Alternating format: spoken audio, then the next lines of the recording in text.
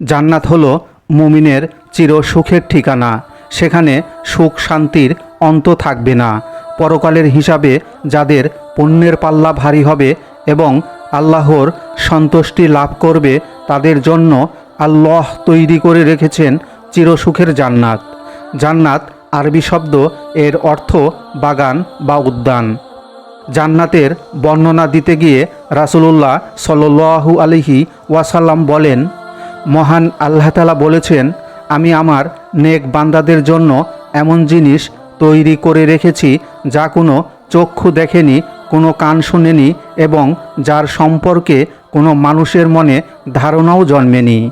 তোমরা চাইলে এই আয়াতটি পাঠ করতে পারো। কেউ জানে না তাদের জন্য তাদের চোখ শীতলকারী কী জিনিস লুকানো আছে। বুখারী 3244। হুর জান্নাতের একটি বিশেষ নেয়ামত। জান্নাতি রমণীদের কোরআনের ভাষায় বলা হয় হুর। মহান আল্লাহ তাআলা পবিত্র কোরআনে হুরদের দৈহিক অবয়বের বিবরণ দিয়েছেন, যেমন তাদের করেছি কুমারী সোহাগিনী সমবয়স্কা, সূরা ওয়াকিয়া 36-37। মুত্তাকিদের জন্য রয়েছে সাফল্য উদ্যান আঙ্গুর এবং স্ফীত স্তন বিশিষ্টা সমবয়সী বালিকা, সূরা নাবা আয়াত 31-33। যারা আবরণে রক্ষিত মমির মতো, সূরা ওয়াকিয়া আয়াত 23। আরও এরশাদ হয়েছে, সেখানে তাদের সোনার কাঁকনে সজ্জিত করা হবে। সেখানে তারা সুক্কু ও পুরু রেশম ও কিংখাবের সবুজ বস্ত্র পরিধান করবে এবং উপবেশন করবে উঁচু আসনে বালিশে হিলান দিয়ে। চমৎকার পুরস্কার এবং সর্বোত্তম আবাস, সূরা কাহাব আয়াত 31। তাদেরকে এর পূর্বে কোনো ইনসান বা জিন স্পর্শ করেনি, সূরা আর রহমান আয়াত 56। মহান আল্লাহ তাআলা জান্নাতি পুরুষদের সঙ্গে তাদের বিবাহ দিবেন। পবিত্র কোরআনে এ সম্পর্কে এরশাদ হয়েছে, আর আমি তাদেরকে বিবাহ দেব ডাগর নয়না হুরদের সাথে, সূরা দুখান আয়াত 53-54। এবং তারা সেখানে থাকবে চিরকাল, সূরা বাকারা আয়াত 25।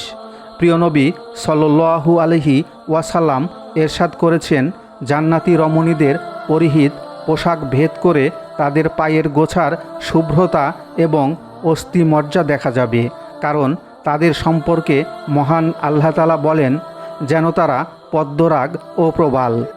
আর পদ্মরাগ এমন স্বচ্ছ পাথর যার ভেতর কোনো সুতা প্রবেশ করালে তা বাইরে থেকে দেখা যায়। তিরমিজি 2532। জান্নাতে মুমিনদের জন্য মমির গাঁথনি করা একটি তাঁবু আছে। এর উচ্চতা 30 মাইল। এর প্রত্যেক কোণে মুমিনদের জন্য এমন নারীরা থাকবে যাদের কেউ দেখেনি। সহিহ বুখারী 2993। হাদিসে মহানবী সাল্লাল্লাহু আলাইহি ওয়াসাল্লাম জান্নাতি হুরদের রং সম্পর্কে জানিয়েছেন, জান্নাতি রমণীদের 4 রঙে সৃষ্টি করা হয়েছে, যেমন সাদা, হলদে, সবুজ ও লাল। তাদের দেহ জাফরান, মৃগনাভি, আম্বর ও কাফুর দ্বারা সৃষ্টি। তাদের চুল লবঙ্গ দ্বারা সৃষ্টি। পা থেকে হাঁটু পর্যন্ত সুগন্ধি জাফরানের দ্বারা সৃষ্টি। হাঁটু থেকে নাভি পর্যন্ত মৃগনাভির দ্বারা তৈরি। নাভি থেকে ঘাড় পর্যন্ত আম্বরের তৈরি। ঘাড় থেকে মাথা পর্যন্ত কাফুরের তৈরি। যদি একজন রমণী পৃথিবীতে সামান্য থুতু নিক্ষেপ করত, তাহলে সমগ্র পৃথিবী সুঘ্রাণে মুখরিত হয়ে যেত। তাদের বক্ষের মধ্যে আল্লাহর নাম ও স্বামীর নাম লেখা থাকবে। প্রত্যেকের হাতে 10টি করে স্বর্ণের কাঁকন থাকবে। প্রত্যেক আঙ্গুলে থাকবে মুক্তার আংটি এবং উভয় চরণে থাকবে জহরতের নূপুর। হাদিসে এসেছে, জান্নাতি কোনো মহিলা যদি দুনিয়াবাসীদের প্রতি উকি দেয়, তাহলে আসমান ও জমিনের মাঝের সব কিছু আলোকিত এবং সুরভিত হয়ে যাবে, আর তার মাথার ওড়না দুনিয়া ও তার সব কিছুর চেয়ে উত্তম। সহিহ বুখারী 2796। তাদের মন, প্রাণ এবং দৃষ্টি তাদের স্বামীদের কাছে আবদ্ধ থাকবে, ফলে নিজ স্বামীদের ছাড়া অন্য কাউকে তারা কামনা করবে না।